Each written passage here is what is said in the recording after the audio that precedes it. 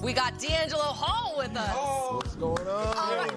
Welcome, brother. The star of that clip that you guys just saw, I think the star, because it might have been Mike Garafolo. He stole the show. He's the star in his own eyes. Listen, it's actually not that far from reality, to be honest with you. Michael Robinson, always a staple as well. And look, I'm Colleen Wolfe. We have a really fun show for you guys for the next 3 hours. We want you to be part of it, as always, so you can tweet us using the hashtag GMFB. But we got a nice schedule kicking off the 100th season of the NFL, headlined by the Steelers and the Patriots on Sunday night. Reigning MVP, Patrick Mahomes and the Chiefs, they're going to head out to Jacksonville to face the Jags and their new quarterback, Nick Foles. And then Zeke, he's back as the Cowboys once again face the Giants in Week 1. It is a tradition now, unlike almost any other. But before we get to all of that, we have some new twists and turns in the Antonio Brown saga. I know, it's crazy, right? Can you believe it? According to John Gruden, the plan is for AB to play on Monday night against the Broncos. So this is a dramatic turn from what we were being told just 24 hours ago, that he wouldn't play and he would be disciplined for the verbal altercation with GM Mike Mayock. But yesterday, Brown was back in practice, and it seems like these two sides have, I guess, patched things up. Maybe.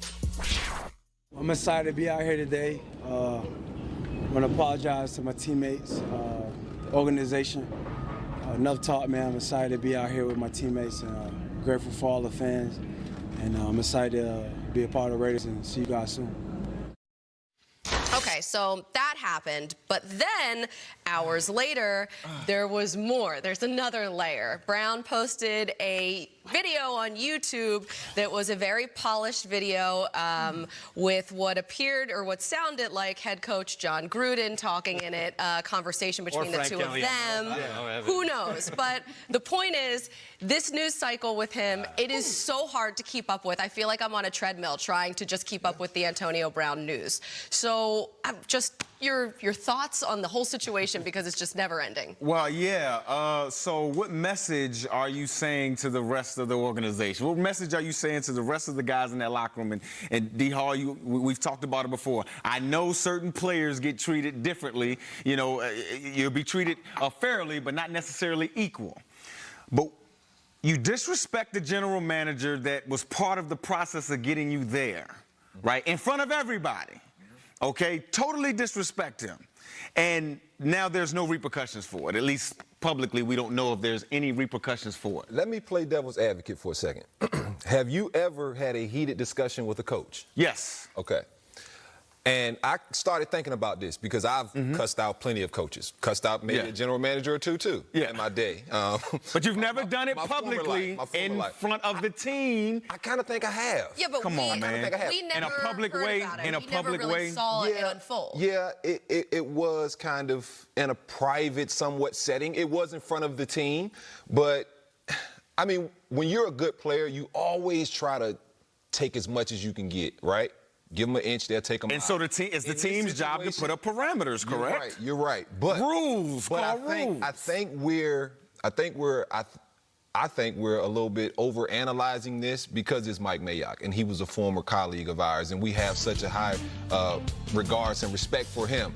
But I've seen people go at But it's not just us that are doing it, it's everybody. You're right. You're absolutely right. And it becomes a problem when it's always the same guy, a different situation, different situation. If this was new and AB hadn't done anything, and bam, he went at Mike Mayock, the general manager, at a practice, I think maybe the tone would be a little bit different. And so I'm trying to just put it into context and say, hey, look, we've all kind of went in on general managers and coaches as players. But D-Hall, so I don't view it that much as a totally going against the grain of what kind of happens in life. You're Wait, right. one second, everybody, because there's more, and this just happened. Okay. I swear there is another layer to this. Antonio Brown just posting this statement on Instagram, and look at the bottom, the very last line, release me, at Raiders, no more. What?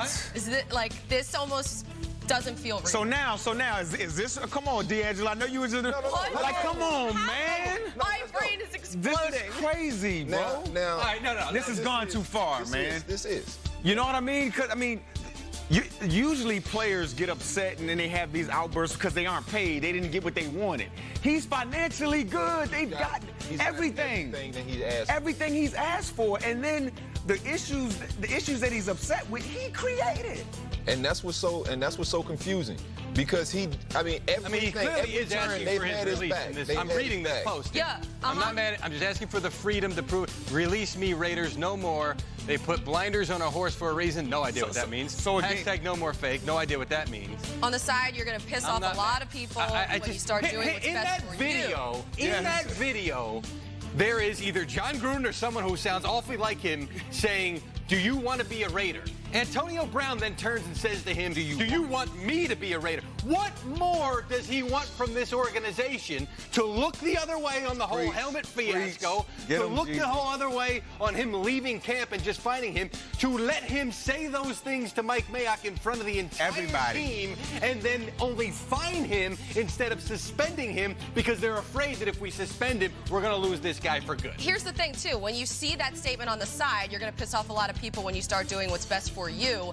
That is the issue. That is the problem with all of this, because it's not supposed to be about you. It's supposed to be about the team. Yep. Yeah, you're absolutely right, Colin. Right. He's not a good teammate. And I think everyone now is starting to see that AB is not a good teammate. I tried to defend him after the whole Ben Roethlisberger situation in Pittsburgh because I know what it's like to be on an organization where your quarterback's the guy and other players around him don't seem to feel the love. I used to tell my coach all the time, "Hey, coach, I like to be patted on the back too. Just because I play defense or I'm not your quarterback doesn't mean I don't like to be complimented as well." And so I kind of sided with him on that. The whole helmet issue, okay, you want your helmet to fit a certain way, I understand, cool. But you still should have been there with your team. Maybe not practicing because you didn't have the helmet you wanted. And so at every turn I've tried to defend him, even with the whole screaming on Mike Mayock, I can still defend him because I've done that. But at some point you have to mature, and we've said it. AB is not a 23, 24-year-old. He's a 30-year-old receiver who's been in this league for 10, 12 years. T.O. got ran out of this league for the same type of stuff. If I'm Mike Mayock, like, does it come to an opportunity where you're like, it's either me or this guy? Because if we keep this guy and he plays Monday, and your coach isn't standing by me, I got to get out of this building. What am I here for? So if he and let me go back to something else too, because Drew Rosenhaus has been his agent. He's been out front trying to mediate this situation both publicly. Bad for him too. Why? This is what he does. He eats this stuff up. Okay, don't feel bad for him. He's fine. Okay, but he, at some point, and Hard Knocks caught this. He talked to John Gruden. Remember, Rosenhaus came back with Antonio Brown. The cameras caught them walking in together. He has a conversation with Gruden that the cameras caught, and they actually did air, saying, well, maybe we didn't go about this the right way. Meaning, Antonio Brown left camp because he was upset with the whole helmet fiasco and all this stuff. So even Rosenhaus, in that moment, acknowledge that this isn't being handled the right way, and then you've got more of this stuff on top of this stuff on top. If he's recording John Gruden, if that truly was a conversation with John Gruden, that's not handling it the right way.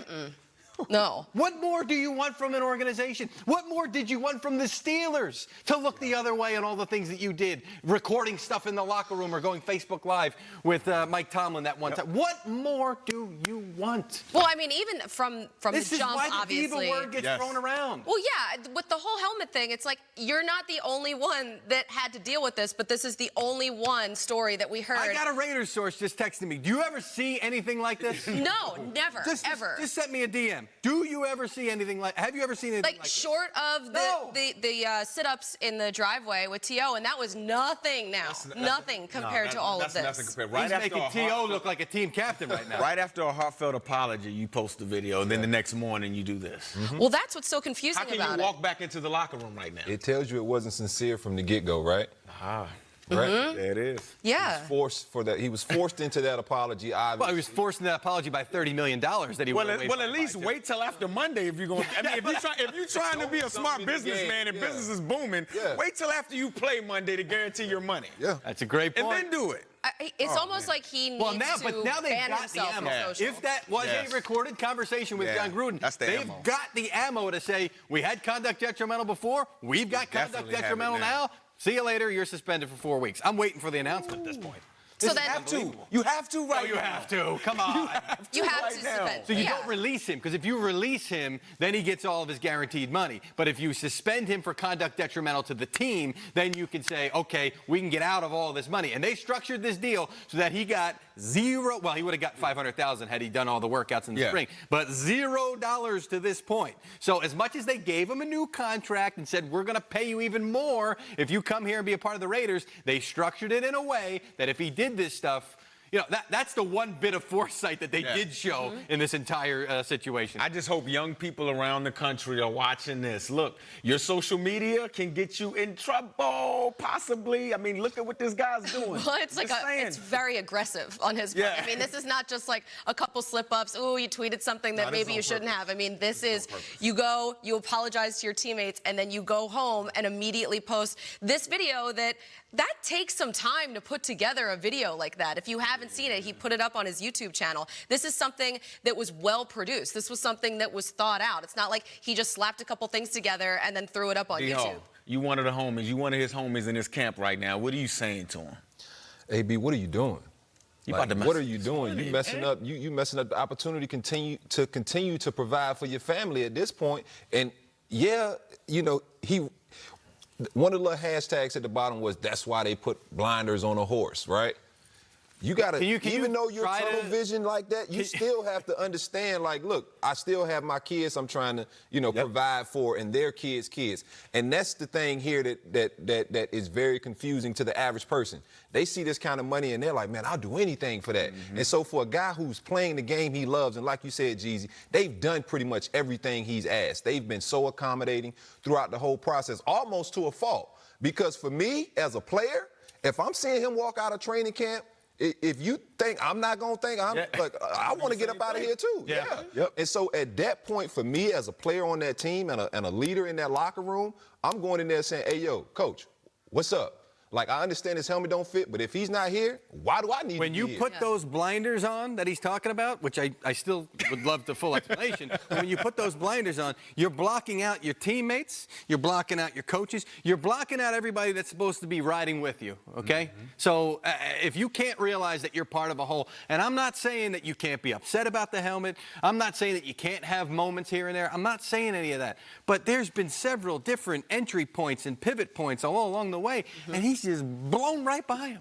What we need to do is get David Carr on the horn. Maybe we can. I can do. Somebody out there at work, let's get him to call in, because this is insane. I'm texting it him. is a story that is changing minute by minute. So we'll have much more coming up on the show. We're gonna check your text, David. This conversation.